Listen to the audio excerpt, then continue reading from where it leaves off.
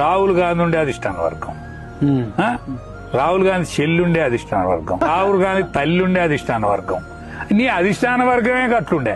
మరి ఆయనతో ఆ అధిష్టాన వర్గమే కదా రాహుల్ గాంధీని ప్రధానమంత్రి చేసినాడే రేవంత్ రెడ్డి నిద్రపోతాను అంటాడు కదా. అప్పుడా పోడట్నా నిద్రపోని అంటాడు కదా. ఆయన అయితే బ్రహ్మాండమైన పరిపాలన వస్తాను అంటాడు కదా. నీ అధిష్టాన వర్గమే 3-4 ఉంటారు ఒక్కడే ఇంట్లో, ఒక కుటుంబంలో ఒక్కటే కుటుంబంలో 3 ఉన్నారు కదా.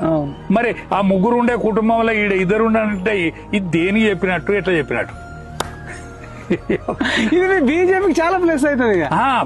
బీజేపీ రాబోయేది బీజేపీ భవిష్యత్తులో భవిష్యత్ బీజేపీ ముఖ్యమంత్రి, బీసీ ముఖ్యమంత్రి, ఇది ఆఖరి ముఖ్యమంత్రి.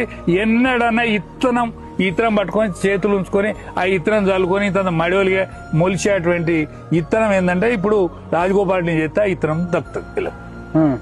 రాజగోపాల్ రెడ్డిని సీఎం చేయమంటారు. సీఎంఏ చేయాలి ఇక, మళ్ళా హోమ్ మినిస్టర్ గీ మినిస్టర్ కాదు. కాదు, సరే అధిష్టాన వర్గానికి ఏమైనా సూటిగా చేయాలి, లేకపోతే లేదు కాదు ఏమనినట్టు.